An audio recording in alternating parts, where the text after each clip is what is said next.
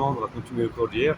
Donc en fait, on avait dit que Yehuda, il est en train de reconnaître quelque chose qui se tramait dans le secret de la relation intime entre Yehuda et Tamar. Ça veut dire que personne qui était autour d'eux ne saisissait ce qui en fait se communiquait. Derrière ce langage codé du passage de la monstration des objets royaux, c'est-à-dire de la façade royale de Yehuda, ses habits, ce signe évocateur-là, chez Yehuda, voulait tout dire, était la révélation même que Tamar comprenait, avait saisi, avait découvert la véritable identité de Yehuda, que par derrière, que tout ce qu'il avait, toute sa carapace, elle était entre ses mains à elle. Et elle montrait à Yehuda, reconnais à qui c'est ça, à qui appartient cette carapace-là, qui est celui qui montre une façade royale, mais qui par derrière a une autre identité. Yehuda aurait pu très bien renier, aurait pu continuer dans son mensonge, aurait pu continuer à dire non, c'est pas vrai, et alors si c'est mes habits, et alors si ça m'appartient, et alors si j'aurais été avec elle, ça n'exemple pas le fait qu'elle était censée, je lui avais dit qu'elle serait couchée là, et que maintenant elle s'est prostituée, elle a eu une relation en mariage. Parce que, qu'est-ce qui fait changer Yehuda? C'est parce qu'en fait, il comprend le signe que Tamar lui envoie. C'est-à-dire, Tamar, c'est comme ce qu'elle disait à Yehuda, j'ai compris qui tu es. Voilà, j'en ai la preuve, je sais qui tu es, j'ai le signe entre les mains de qui tu es. Parce que tu es venu chez moi. Ça veut dire que, ça c'est tout ce que j'avais insisté l'autre jour, c'est que Yehuda, quand il va chez la prostituée, il enlève ses habits. Il montre qu'en fond de lui, c'est pas quelqu'un de moral. Donc en fait, il y a ici une sorte de comparaison entre Yehuda et Tamar. Lui, il prétend qu'elle s'est prostituée, il la juge pour ça. Mais lui aussi, il est parti voir une prostituée. Si lui, il n'est pas marié, si lui, il n'y a pas un acte, on va dire, gravissime dans ça, mais du point de vue de celui qui se présente comme le tzaddik, comme l'homme propre, il n'y aurait pas cette faiblesse chez lui. Et il le sait, il a conscience de ça, Yehuda. Il n'aurait pas eu cette faiblesse de devoir aller chez cette prostituée, d'avoir une relation avec elle. S'il a fait ça, c'était avec la conscience, il savait très bien. C'était pas. Yehuda, il était dans une sorte de maîtrise de soi, où il n'était pas quelqu'un qui simplement, pour assouvir des pulsions, pour assouvir des envies, il allait avoir une prostituée. Mais s'il a fait ça, c'était avec une intention bien précise. C'était de se ressourcer dans ce qu'il a vu dans le prototype de cette prostituée-là, qui était d'avoir le visage caché. Alors l'avoir le visage caché, c'était le propre même de ce qu'il a attiré chez elle, pour se redonner de l'énergie dans cette identité de visage caché. Et Tamar, la prostituée en question, lui dit voilà le visage caché. Toi aussi tu es quelqu'un qui a le visage caché. Donc je sais maintenant que tu es quelqu'un qui a le visage caché, qui a une apparence. Donc, ce que Yehuda comprend, c'est qu'il est démasqué. Ça se voit pas autour des gens, mais le signe évocateur des habits, c'est que Tamar l'a démasqué. Tamar, elle sait qui il est. Et les habits représentent ça, représentent le masque. Mais voilà, j'ai entre les mains ton déguisement, je l'ai. À qui appartient ce déguisement? C'est ça qu'il dit. Alors Yehuda, ça va loin, sa déduction. Il comprend que Tamar, elle a démasqué, mais il peut renier. Il peut toujours continuer dans son mensonge. Or, s'il continue dans son mensonge, alors que maintenant il sait que Tamar l'a démasqué, ce serait aller tuer quelqu'un illégalement, de façon interdite, et là, de façon mal. Ce serait faire le mal, parce que ce serait vouloir assassiner quelqu'un, brûler quelqu'un, juste pour authentifier un mensonge aux yeux des gens, pour pouvoir ne pas reconnaître, ne pas dire qu'en fait, effectivement, je suis ce que je suis, en fait, mon identité, elle est mensongère, c'est pas vrai, Tamar, elle n'a rien fait de mal, mais c'est moi qui, en fait, l'a poussée à faire ça, okay. Le mal qu'elle a, en fait, c'est le mal à moi. Voilà jusqu'à où ça va, ce que Yehuda va reconnaître, et vers où il est poussé à reconnaître. Le mal que Tamar, extérieurement, a fait, en fait, c'est le mal à moi. C'est ce qu'il a dit. Tzadka mimini, elle est plus tzadékette que moi, qui alken, lo letatiha l'échelle béni, car c'est pour cela que je ne l'ai pas donné à Shelah. C'est pour cela. Il dit pas, il y a ici dans le texte un manque de clarification sur la raison, sur la cause que Yehuda montre du doigt. Il dit qui alken, car c'est pour cela. Quoi c'est pour cela? Il dit pas, on sait pas c'est quoi. Voilà, on sait pas exactement officiellement c'est quoi c'est pour cela. Parce qu'en fait, tout ce qui se passe dans le secret des deux. Ça reste mystérieux, ça reste dans le langage codé, dans la communication qui rentre Tamar et Yehuda. Mais qui alken, en fait, ça revient aux habits. Ça veut dire ce que les habits signifient, ce que Tamar me demande de reconnaître, me révèle, qui sont en fait les miens. Dire que c'est moi, dire que ça m'appartient, dire que je suis le propriétaire de ces habits-là, c'est en fait reconnaître tout ce que je suis. C'est reconnaître toute ma personnalité. Que je suis quelqu'un avec une façade mensongère, avec une apparence qui cherche à avoir une apparence royale, mais qui part derrière à une autre façade, à une autre facette de lui-même. Donc, si je reconnais ça, ça va jusqu'à dire qu'en fait, tout ce que j'ai fait, toutes mes actions, tous mes choix que j'ai faits ont été orientés, ont été choisis à cause de cette double personnalité-là, à cause de ce masque que je voulais avoir. Reconnaître que je suis le propriétaire de ce déguisement, c'est reconnaître qu'en fait, à l'origine, pourquoi j'ai pas donné Tamar à Sheila, c'était pour la même raison. C'était pour la raison que je voulais avoir une façade royale et que je voulais pas que mon troisième enfant disparaisse. Quand j'ai vu que Tamar, les deux maris de Tamar sont morts, donc j'ai craint que mon troisième enfant aussi allait mourir. Alors je voulais, pour moi, pour ma personne à moi, je voulais acquérir cette royauté sur terre. Donc, qu'est-ce que j'ai fait? J'ai dit à Tamar, va chez ton père, reste endeuillé chez ton père, et lorsqu'il va grandir, je vais te le donner. En fait, j'avais aucune intention de le donner, car je voulais le garder pour moi. Je craignais que Tamar, je craignais que Sheila allait mourir.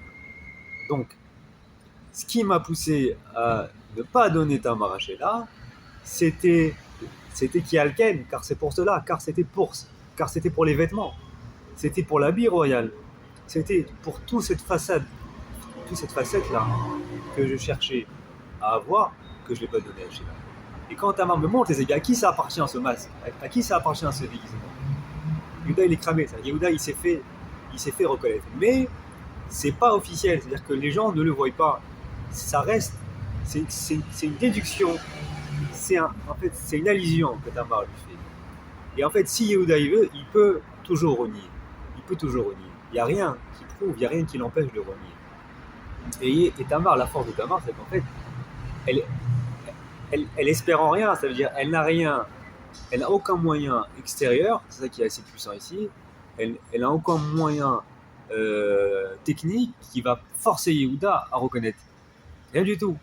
Elle lui dit, Akarna, reconnais s'il te plaît. Ça veut dire que c'est uniquement lui, par cette allusion qu'elle lui fait, que j'ai compris qui tu es, et ben, Yehuda seul, il est lui le seul à savoir intérieurement que Tamar lui a fait l'allusion que elle sait qui il est.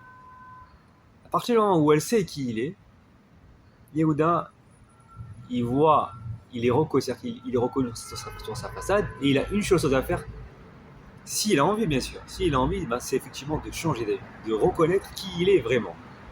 Et reconnaître qui il est vraiment, en fait, ça revient à exempter Tamar, parce que c'est avouer, c'est maintenant ne plus chercher à authentifier sa façade mensongère, mais c'est à l'inverse, reconnaître sa façade de vérité, c'est-à-dire sa façade intérieure, qui était d'essayer de prendre le pouvoir, d'essayer d'acquérir une royauté pour lui, c'est d'essayer d'utiliser les gens dans son intérêt. Et quand je reconnais qui il est, qui je suis, effectivement, je suis obligé d'admettre que ce que Tamar a fait n'avait en rien de mal. Elle n'a rien fait d'injuste, au contraire, ce qu'elle a fait, c'était à cause de moi. Ce qu'elle a fait Tamar d'aller se prostituer, d'aller chercher à avoir une relation en mariage, j'en suis moi le fautif. J'en suis moi le fautif parce que c'est moi qui ne l'a pas donné à Sheila alors que je lui avais promis. Alors auparavant, où est le déclic? Ça veut dire que le déclic, il est que tu lui demandes de reconnaître sa personne, qui il est vraiment. Alors, auparavant, Yehuda, Tamar, pour Yehuda, personne n'était censé être au courant de la vraie intériorité de Yehuda. Toute la façade de Yehuda, il s'imaginait que c'était ça la réalité officielle.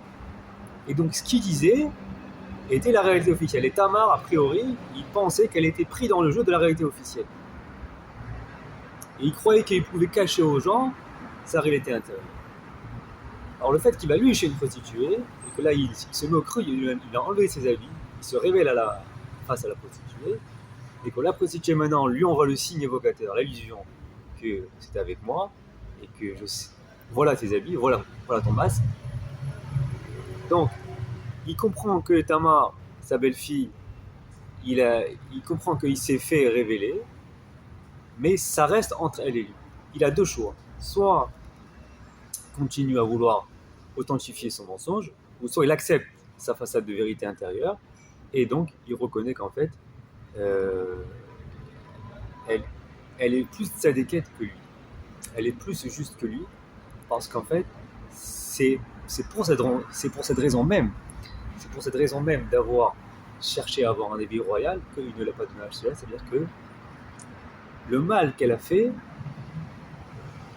le mal qu'on croit qu'elle a fait, en fait, c'est son mal à elle. Et là, ici, il y a quelque chose de très important. C'est la façon comment Yehuda il s'est exprimé. La façon comment il s'est exprimé, ça veut dire que il aurait pu dire, effectivement, elle est exemptée. Effectivement, je reconnais que moi j'ai fait quelque chose de mal. En fait, ce qu'elle a fait, c'était pas grave, c'était de la faute. Et pourquoi il parle de lui? Pourquoi il se juge maintenant par rapport à elle? Elle est plus tzadékette que moi. Il aurait pu dire, effectivement, il aurait pu se taire et changer et dire non, finalement, on va pas la brûler. Alors, on voit que la façon comment Yehuda parle, c'est il se perçoit lui-même dans le regard, dans le jugement, dans le regard d'autrui, dans le regard de Tamar. Et là, c'est tout nouveau. C'est-à-dire que finalement, ce qui se passe ici chez Yehuda, c'est un changement radical sur tout ce qu'il dit. C'est-à-dire que simultanément, quand il reconnaît sa façade intérieure, Yehuda, il est en train de considérer Tamar, il parle avec Tamar comme si il était lui une partie d'elle. Yehuda, il est rentré vraiment dans la relation avec elle. Le travail qu'avait fait Tamar au tout début, qui avait commencé à être fait en lui imposant de payer, qu'il paye, afin qu'il ait d'abord une obligation envers elle, et pas simplement qu'elle soit pour lui un objet de profit. Aujourd'hui, cette histoire, elle a abouti plus que ça. Elle a abouti que complètement Yehuda, il est rentré dans la relation avec Tamar dans le sens où il est vraiment d'être humain à être humain, il est soumis, c'est-à-dire qu'il se voit une partie de Tamar et il se voit presque inférieur à elle. Il dit, elle est plus juste que moi. Il parle de lui comme une partie d'elle. C'est-à-dire il se pense lui-même dans le regard de Tamar. Il se juge lui-même par le regard de Tamar. Voilà, et ça, c'est l'accomplissement parfait, absolu de la relation homme-femme, de celle de Adam et Chava, ou de la relation simplement d'être humain à être humain, où l'homme ne se pense pas être lui, tout le pouvoir, tout ne se concentre pas dans lui-même, il ne se pense plus seul, il ne pense pas qu'il se suffit à lui seul. Voilà le changement radical entre l'histoire du début de Yehuda et maintenant. Yehuda jusqu'à présent, il se pense seul, il se pense qu'il se suffit à lui-même, il a besoin de personne d'autre. Et là, c'est tout l'inverse, c'est que maintenant, il se pense lui-même, il se voit lui-même simplement dans une soumission, dans une relation à l'autre où lui, il est en faiblesse.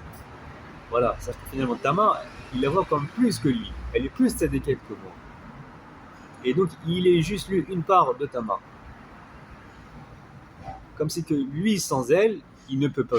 C'est tout l'inverse. Maintenant, Yehuda, sans Tamar, il peut pas. Il a l'impression qu'il se voit simple. Il est comme on dirait qu'une demi ou qu'une moitié. Donc il se juge lui-même, il se voit lui-même dans le regard de Tamar. Il est totalement rentré dans ce qui s'appelle la relation à l'autre, où en fait, c'est un être qui se pense dans le deuxième et vice-versa. C'est le regard de l'autre qui me renvoie ce que je suis. C'est donc dans le visage de l'autre que je me perçois. Il y a ici une sorte de transfert, c'est-à-dire que Tamar, Yehuda qui était entièrement fermé sur lui et qui, à cause de ça qu'il était justement, ça qui est Alken, car pour cela, à cause de ça qu'il pensait qu'il se suffisait à lui-même, que sa réalité était pour lui, il se jouait des gens, il utilisait les gens pour son intérêt, il montrait une façade extérieure, et par là il y avait d'autres intérêts. Et là, lorsque Tamar le dévoile, et ce n'est que elle, par une allusion qu'elle lui fait comprendre qu'elle a tilté qui il est, que Yehuda fait le choix, effectivement, d'avouer. Et c'est ça qui est très fort chez Yehuda aussi, c'est qu'au stade du mensonge où il était, il aurait pu continuer. Or, après, je pense que ce qui en fait le pousse à reconnaître, c'est qu'en fait, il ne peut pas tuer. Là, il se voit que s'il continue à mentir, il va en arriver à tuer quelqu'un et faire un crime. Alors, Yehuda, il n'est pas à ce point-là mécréant, c'est-à-dire qu'il ne veut pas faire un crime injuste. Donc, il ne va pas faire le crime et il va avouer qu'effectivement, c'est ma personne qui est en défaut. Si elle a fait quelque chose qui soi-disant paraît mal, en fait, c'est à cause de moi. Je suis plus mal qu'elle, elle est plus juste que moi. Et intrinsèquement, il arrête de se penser seul, où le monde, comme on dit, le monde tombe autour de lui, ça veut dire que c'est seulement lui qui s'intéresse à sa personne et que les gens ne sont que des moyens. Il voit qu'en fait, c'est même lui, c'est lui qui est la cause du mal. Voilà. Et ça, c'est ça la phrase la plus importante qu'il faut retenir. Yehuda prend conscience et sort par sa bouche qu'il est la cause du mal d'autrui. À partir du moment où l'être humain, il est dans cette conscience et il fait de ça officiellement sa réalité, parce qu'il va l'exprimer, il va le dire, il va l'assumer, que je suis la cause du mal d'autrui. C'est exactement ça, là où l'être humain il devient partie du prochain, partie concomitante, pas partie concomitante, partie intégrante, partie inaltérable, dépendante du prochain. Parce qu'en fait, c'est moi qui fais. C'est-à-dire que l'autre dépend de moi. Et c'est moi qui ai la cause d'autrui, donc je suis entièrement orienté vers le prochain, entièrement dirigé vers l'autre. Parce qu'autrement, si je ne fais pas ce que je dois faire vers le prochain, donc je serai la cause de son mal. Avoir le scrupule, avoir la conscience, avoir la culpabilité, avoir la moralité que l'autre est entièrement dépendant de mon bien ou de mon mal, que je suis donc la cause du mal d'autrui, c'est se sentir serviteur de l'autre, c'est se sentir, comme dit bien, otage du prochain, c'est être en devoir face à l'autre. Être en devoir face à l'autre, c'est ça, au plus profondément, le vecteur et le lien qui en fait fait de l'homme le sujet de l'autre, fait de l'homme le subordonné à autrui. Voilà, l'homme est le subordonné à autrui. Et bien, là, Yehuda, il est ça qu'il avoue, il reconnaît, je suis le subordonné à autrui. Je suis subordonné à Tamar. Je suis en devoir face à elle. Donc le lien, c'est un attachement qui oblige, c'est un attachement indéfectible. Ce n'est pas un attachement de choix. Voilà où ce qu'a Yehuda, il en est arrivé. Alors qu'auparavant, c'est tout l'inverse. Il faisait les mal aux gens, mais il n'avait pas du tout, il n'était pas dans il ne se sentait pas du tout responsable devoir d'autrui. Au contraire, lui, le seul devoir qu'il avait, c'était s'assurer lui-même. C'était sa propre personne, assurer sa réussite, assurer ce qui veut lui arriver. Les gens ne sont que des moyens d'utilité. Donc là, il y a ici une sorte de transfert qui se fait où Yehuda, il entre véritablement dans une relation à l'autre, non pas que l'autre est simplement un alter ego, ou un associé, ou un ami, ou quelqu'un où je tire un profit, mais c'est à l'inverse, c'est quelqu'un où je suis moi d'abord en devoir face à lui. C'est ça qui me fait mon lien avec l'autre, c'est mes obligations que j'ai, parce que si je ne fais pas ce que je dois faire, je serai la cause de son mal. Voilà jusqu'à où va, quand on pense l'autre comme une part de soi, et qu'on se soucie du prochain, telle est la relation à l'autre, telle est la relation à autrui, que Hachem a fait entre Adam et Chava, et en simplement un homme et son prochain, un homme envers un homme ou un homme envers une femme. C'est d'abord et avant tout ça, le lien d'une âme à une âme, et non pas d'un corps à un corps. Et une fois qu'on a compris ça, on peut comprendre la fin de ce verset. Il y a une fin du verset qui est très mystérieuse quand on n'a pas compris la première partie. Mais c'est dans la même phrase, c'est marqué comme ça. Yehuda dit, elle lui dit, reconnais à qui appartient ces mèches-là, ces habits royaux. Et ces mèches-là. Qu'est-ce qu'il dit Yehuda? Il dit pas oui, c'est à moi, mais il a compris l'allusion, il parle de la conséquence de dire que c'est à moi. Il reconnaît la conséquence de dire que c'est à moi. C'est quoi la conséquence de dire que c'est à moi? C'est-à-dire que j'ai, jusqu'à présent, j'ai une façon étrangère, que j'ai utilisé les gens. Et là, il change complètement. Et il dit, non, c'est moi. C'est l'inverse. Effectivement, c'est mon mal à moi d'avoir utilisé qui a causé ce mal-là. Donc je rentre dans une relation à l'autre où le mal du prochain, ça vient de moi. Qu'est-ce qu'il dit? Tzadek Amimeni, elle est plus tzadeket que moi, qui est alken, car c'est pour cela que je ne l'ai pas donné à Sheila, mon fils. C'est quoi la fin du verset? Velou Yassaf Od Ledata, il ne l'a pas rajouté encore de la connaître. Qu'est-ce que ça veut dire de la connaître dans la Torah? Connaître, c'est avoir une relation sexuelle. Donc, il a stoppé de coucher avec elle, d'avoir des relations avec elle. Mais la question qui est évidente, c'est on n'a jamais vu que Yehuda il a été encore avec sa belle-fille. Et puis c'est évidemment, ça saute même pas à l'esprit. Sa belle-fille, c'est l'inceste. Il a été avec elle parce qu'il savait pas que savait pas que c'était Tamar. Sinon jamais il serait allé avec sa belle-fille. C'est pas juste, là c'est pas juste prostituée, là c'est carrément d'adultère, là c'est carrément de l'inceste. C'est pas le beau-père qui va aller avec sa belle-fille. Mais là qu'est-ce qu'on dit? Une fois qu'il reconnaît que le mal de Tamar, en fait, c'est son mal à lui, il se sent l'obligé d'elle, de Tamar, alors il a arrêté d'aller avec elle. Je ne comprends pas du tout le rapport entre ça. Et peut-être que c'est pour ça, peut-être, je ne sais pas. En tout cas, dans la Gemara, il y a un autre avis qui va justement interpréter cette fin de phrase, pas comme ça. Quand il dit il n'a pas à rajouter, ça veut dire en fait il n'a fait que rajouter. Des fois ça se dit dans la grammaire et dans les phrases hébraïques, ça veut dire qu'il n'a pas arrêté d'aller avec elle.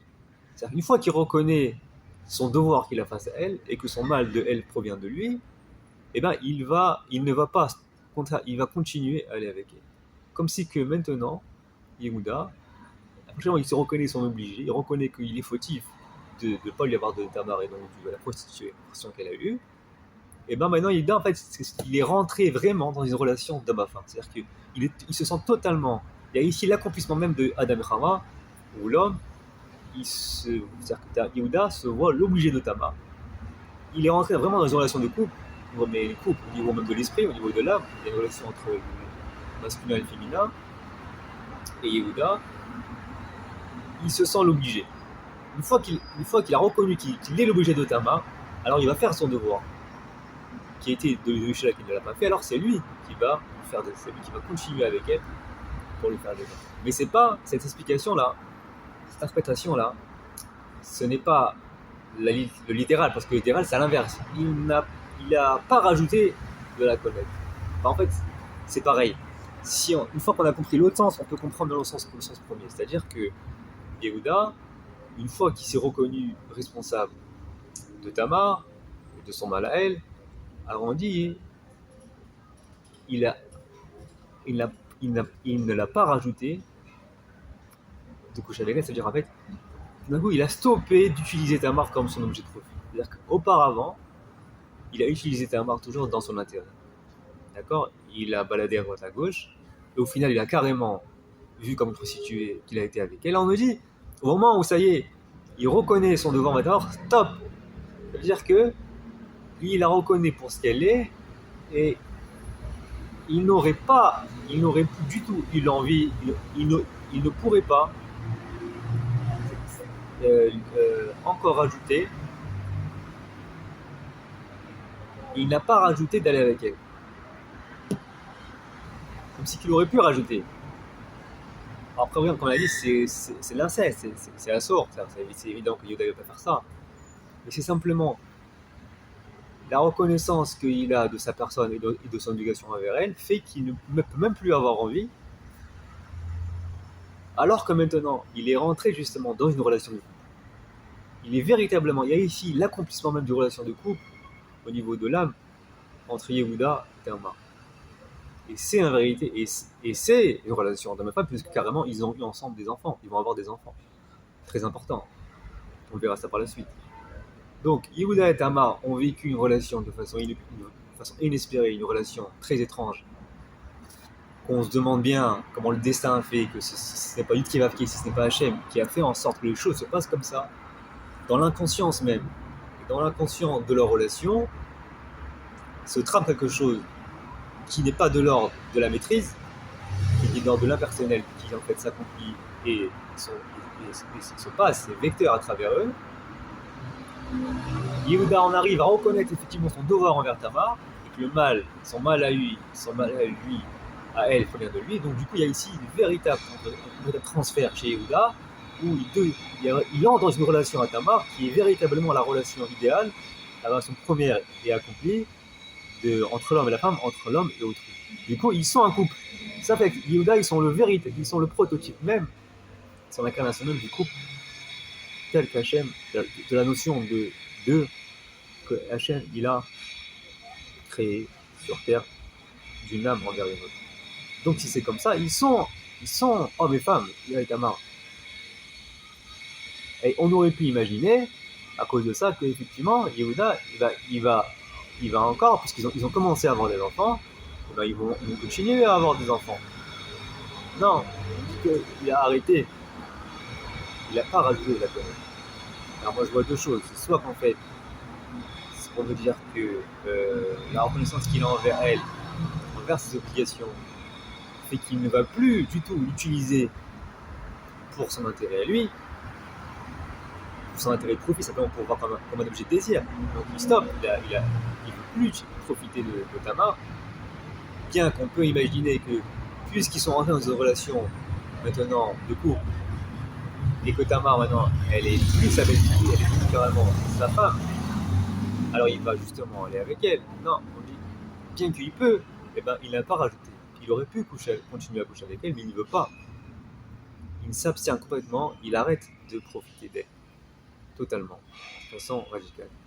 Ou bien, attention au contraire, justement, à cause de cet équivoque-là, que comme ils sont devenus hommes et femmes, ils sont devenus un vrai couple, alors il inverse.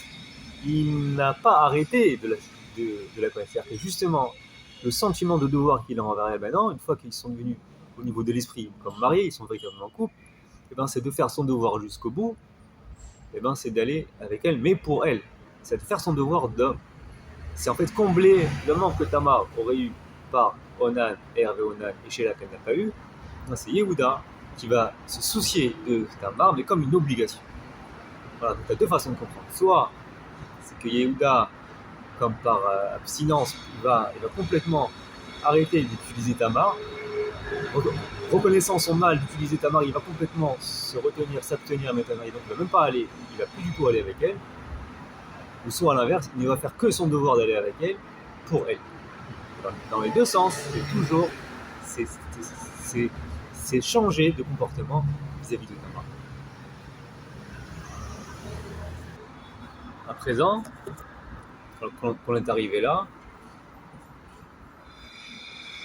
ce fut au moment d'accoucher. Parce qu'on a bien vu que finalement Yehuda et Tamar ont eu une relation ensemble. Ils ont eu